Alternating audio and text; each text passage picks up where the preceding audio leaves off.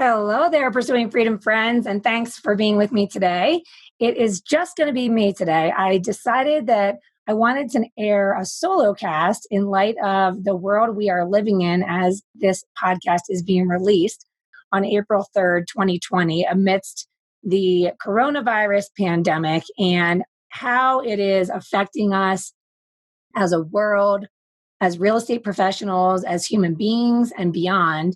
And the opportunity I see here for us to take advantage of the forced pause that we have been handed and use this time to really think about what it is we want out of our life and how we can design our business to be a vehicle to support that vision and not rob us of it. So, a topic that I am extremely passionate about, which is one of my talks that I give at a lot of real estate conferences and things like that, is called Surviving Success, the Art of Subtraction.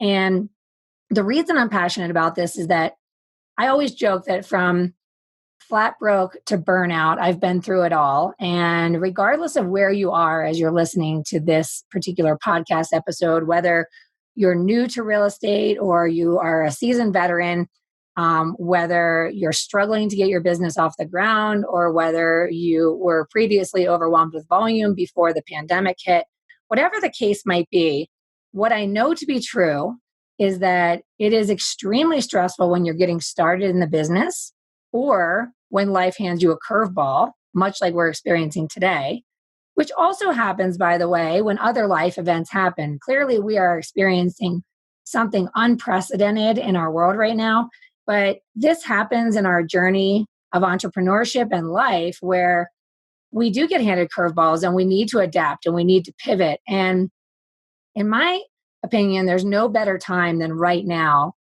to think about what is your pivot going to look like? How has your business been serving you up until now? And how are you going to drive the bus when we get through this and drive your business to be one that supports you and brings you joy and brings you the freedom that you were seeking all along? So I want to cover 3 specific ideas today and things that I'd like you to consider digging your own teeth into during this forced pause. And number 1 is reflection. Number 2 is expectation. And number 3 is planning. So talking about reflection, one of the biggest struggles that a lot of us are facing right now is that the white space on our calendar can actually be debilitating. It can be overwhelming to have so much time and not know what to do with it. Whether we are busy with work or we're busy with family or hobbies or travel or distraction, most of society has been simply running at a breakneck pace that is unsustainable. So many adults will admit to being exhausted, burning out, not able to sleep great at night, feeling anxious, feeling doubtful, insecure, stressed, all these different negative emotions that kind of tug at our attention and our energy. And we just fight through and we push through because we're busy, busy, busy. And now we're not busy. And so one of the struggles I'm seeing is that a lot of us are trying to figure out how do we fill that space in a way that feels productive so that we're not beating ourselves up about not using the time wisely.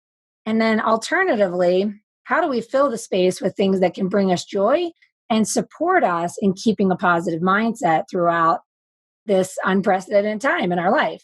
So what I mean by that is that when you talk to a busy real estate professional, they will typically admit that it's hard to find time to squeeze in the reflection time, the planning time, the proactive lead generation activities. And we're simply squeezing everything into the nooks and crannies between the appointments and the driving and the running around and the craziness, right? So now we have all this time on our hands, but we're also feeling a little bit paralyzed by the uncertainty. So it's scary to pick up the phone and engage with our friends and family and our clients because we don't have the answers to the questions that everybody has on their minds.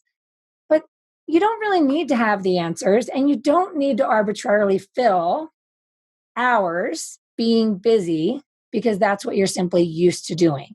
In fact, this is a gift and a great time to create new routines, create habits that you can carry through when we come out on the other side. What I mean by that is that time blocking, for example, is very challenging for most of us. And so, can we try that hat on for a little while? Can we just simply commit that, for example, we're going to commit that from 10 a.m. to 12 p.m. every day, we're going to be making calls to our database, following up with handwritten notes, following up with phone calls to colleagues, figuring out how to be a resource to the people in our life, in our business. And that once we've done what we set out to do, that we know we've won the day. And we leave the white space as it is to be filled with the reactive time. We're going to have plenty of time to respond to inquiries. But if time blocking is a challenge for you, if it's hard for you to simply turn off for 2 hours, even though we all know we turn off for other people's agendas all the time, we turn off when we're at a closing. You turn off when you're in a listing appointment. You turn off if you're at a yoga class or a dentist appointment. We turn off all the time when it's mandated by everybody else's agenda. But we struggle to intentionally create boundaries around important time in our day, whether it be personally or professionally, right? So, what if you practice that for these windows during the day, you turn off your phone and you're present with your loved ones? What if you turn off and you work on lead generation activities or updating your CRM or mapping out your marketing calendar for the next 12 months? Because we know that this virus isn't going to be around forever. So, can you practice that? And as you practice it and you find that you feel energized after single tasking, you too will become addicted with time blocking and single tasking, because you will realize that when you cut the distractions and you focus on the one thing that's really important to you right now, whether it be someone you care about or it be your business, you will realize that the way you were allowing your business and other people's agenda to hijack your energy all these years wasn't serving you. And that running at a breakneck pace and feeling run down and exhausted and bringing the half version of yourself to the most important interactions in your day wasn't serving you. And that it did feel like a grind to try to cram too many tasks into every single day. Most of us are simply doing too much. So this is a really good time to look back on all of the activities, all of the tasks, all of the commitments that you were allowing onto your planner and onto your calendar, and ask yourself, how did those commitments serve you energetically, emotionally, financially? Did they move the needle in your business, or are you showing up in your business, doing things you think you should do, checking boxes, going through the motions, not getting results because you're just basically doing tasks to justify feeling busy? What might come as a result of this pause is that we might come to realize that busyness is not the recipe for business, number one, and that busyness isn't necessarily something to be admired. In fact, the art of subtraction is about really getting crystal clear on what your gifts are, what your strengths are, what you're good at, what you enjoy, and as much as humanly possible, cutting the rest. And what's left on your to-do list that has to be done that doesn't necessarily serve you, could it be batched? Could it be time blocked? Could it be put onto your calendar in a specific fashion that you know that this is the time of day or the day of the week that you do those things that you know sap you energetically, but that just have to be done, and get them all done in one fell swoop. And then knowing that those activities suck the life out of you, can you then schedule in something that fills your bucket?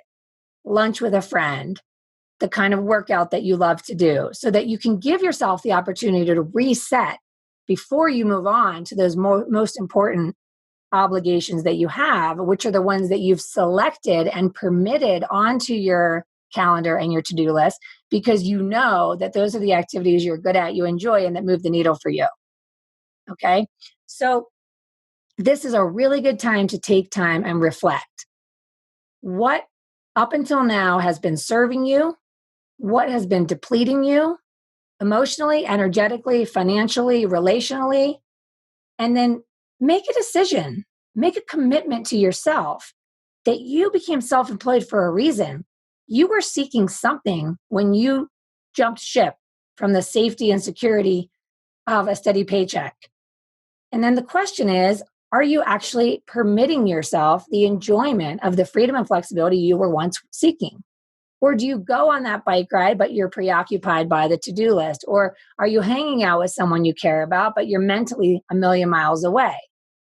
I just think that this is a really good time for us to take a moment and take stock of what's really important to us, both personally and professionally, and then make a commitment to decide that you are going to design your days and design your business to serve your life, because that's what you were seeking to begin with.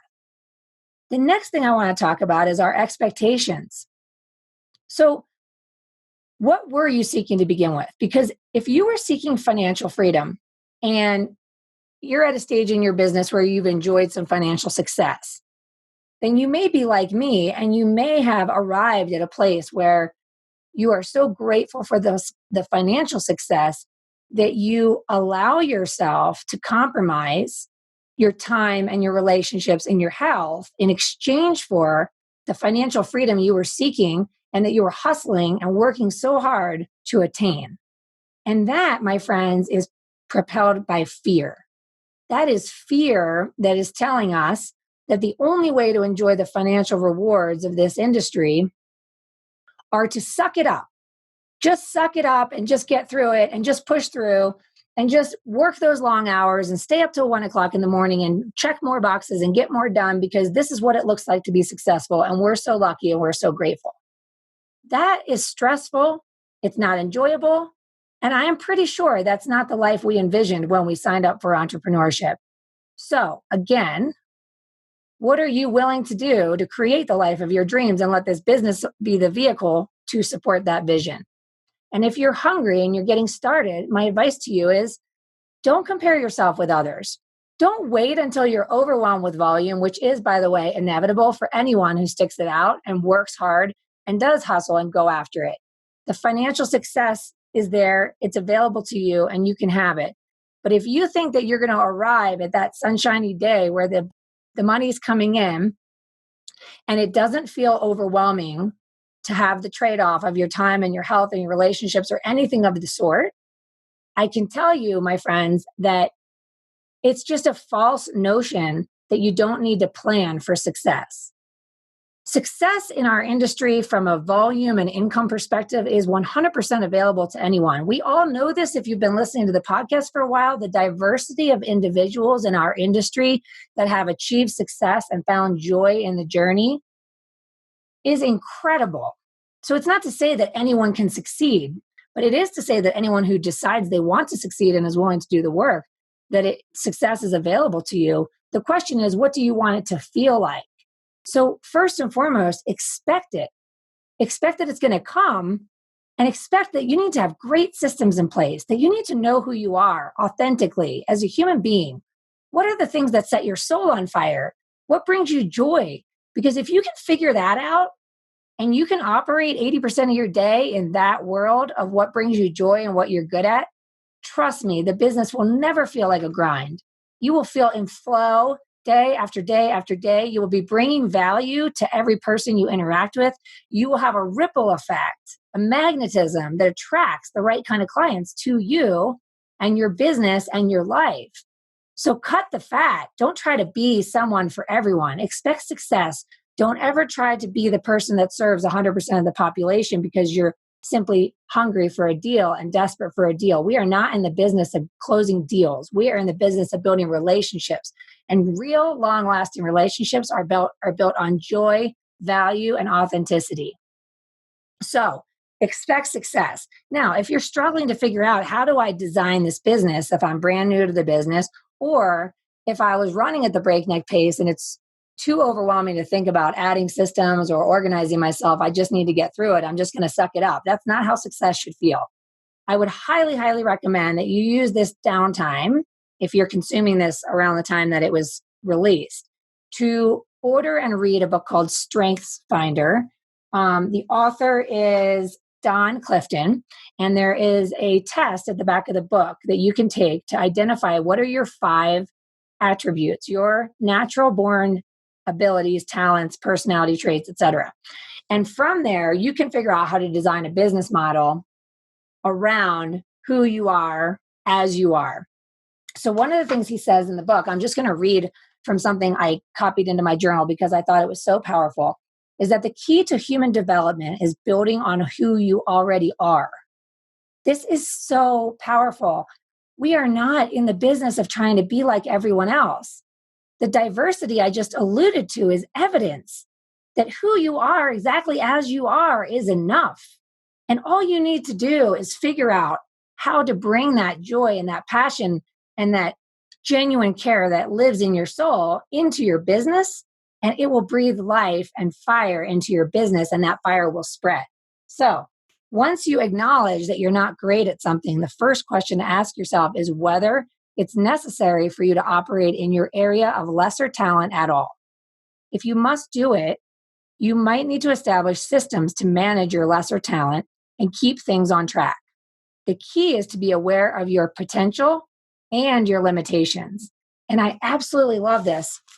So in terms of planning, which is the third point I wanted to cover today, with this time to reflect and then get yourself into a state of absolute belief and expectation that this too shall pass, and that anything you decide to create in your future is up to you to create. And that the easiest way to find that flow and see things click, and the fastest way, is to get clear on your strengths and then live in your zone of genius. So then from there, we've got a plan. We've got a plan for that success. We've got a plan to be able to enjoy the journey. Because if you try to be the one-man band with no support doing every single task on every single transaction, then the more transactions you have, the more of all those tasks you have to do. And some of the tasks that we allow onto our to-do list are sucking the life out of us. They are sapping us energetically and emotionally. So the more we do those tasks, the less effective we become in our zone of genius. Have you ever had one of those days that you've been in email all day, reacting to this, responding to that, the texts are coming in, the calls are coming in, and you had an intention in your day, in your plan to make some calls, or maybe you were going to create a video, or you were going to put out some social media content. And the next thing you know, you're halfway through the day and you're just simply not in the mood. That, my friend, is an indication that you are doing too much of the activities that are actually taking away from you. And that results in you either not doing the things that you should be doing, which are the things that you're good at and you enjoy, or you muscle through the most important activities of your day and you just don't get the same results. So as you look ahead, I would like you to think about what are all the tasks that go into a full sales cycle.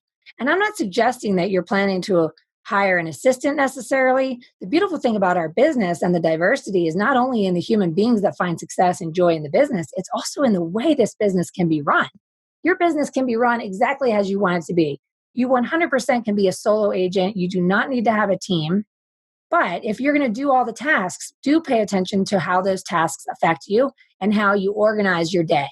So as I mentioned earlier, this is a really good time to try on new things, try on time blocking, try on batching the energy sucking activities onto a certain day. And then maybe you give yourself the space to rest and recover after you've done those activities. But perhaps you're thinking about having buyer's agents. If you're someone who genuinely enjoys developing other people, like you enjoy seeing someone else succeed, you might have the leadership qualities to be a team leader to buyer's agents. But just know that if you're planning for that and you're expecting it to be successful, you're going to have to work on yourself and develop yourself into the kind of person who is a leader and a manager. Just because you're great at selling real estate doesn't inherently mean that you're naturally inclined to lead. It might be a skill set you have to develop. But much like you develop the skill set to build relationships and negotiate and close successfully on transactions, you can develop that skill set to lead and manage if that's in your vision. If you don't have any desire to build a team, could you figure out what kind of income you truly would enjoy living with. And maybe you create limitations on how many transactions you're going to handle, and you're going to plan to build a network of trusted local real estate agents in different geographic regions that specialize in those areas so that you can be great at referring your clients to geographic regions that do not serve you and your business model anymore. Even if you built your business running around 50 miles in every direction, that doesn't necessarily mean you need to continue running your business. So think about this. Whatever got you to where you are today, compared to what's going to get you to where you want to go, could be radically different, or it could be just right. You could be just crushing it in every single way in all of these areas, and this isn't helpful at all. But there's a good chance that this is a great opportunity for us to really reflect and to look ahead and to say that what got me where I am today is a result of who I've been, but what gets me where I'm going depends entirely on who I choose to be starting today. So who do you want to show up and become? And how do you want to develop yourself to be the best version of yourself in order to create the business of your dreams? Because it is available. It's 100% available to any one of us. So remember one thing. You are not an employee. If you are listening to this and you are a real estate agent or a mortgage lender, maybe you are an employee and you're listening to this. But if you're not, if you went out and you took the risk to becoming self-employed, you are not an employee. You are an entrepreneur. You need to start thinking about your business as the CEO of your business and how you want that business to look and how you want it to feel. Because nobody is going to set the boundaries for you. Nobody's going to come over and say, you know what, you're doing too much. You need to slow down, or you're not doing the right activities, or I'm going to delegate you to do something different. It's up to you. You have to reflect to really get crystal clear on how you want this business to feel day in and day out. And when you're at the peak of your career, that you want to be having fun at the height of your career. So if you've ever had one of those busy months and it didn't feel fun and it made you shrink your vision and it made you think that you don't need to be successful to be happy, but deep down inside you're a growth-minded person, don't ever shrink that. Don't ever play small and say, I don't need it that much to be happy, right? If you have a growth mindset and you want to grow, but every time you hit your limit, you feel overwhelmed and you burn out and you tell yourself it's better to just shrink, that is not the way to enjoy the journey.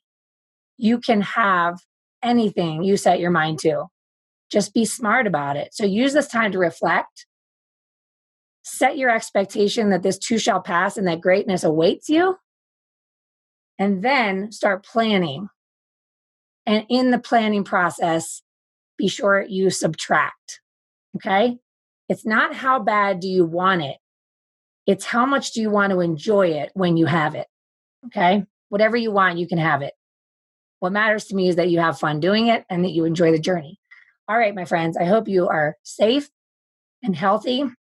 I'm sending love to you, your loved ones, your family, the world at large.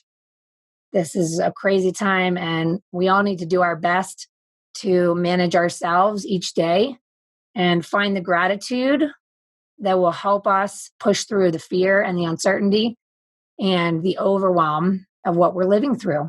But I'm here for you. And I have some exciting news. If you are listening to this before April 8th, 2020, pop over to my website, pursuingfreedom.com/resources, and sign up for the free masterclass that I'm offering at 10 a.m. Mountain Time on April 8th. If you're listening to this after April 8th, hop over there and you can download the recorded version. I am excited to see how the journey unfolds for you, and I am here for you. As always, please comment, leave a review, contact me through the website. I love hearing from you. I appreciate you following along. And this podcast would be nothing without all of you and your stories and your inspiration. So make it a great day and hang in there. I'm sending you much love.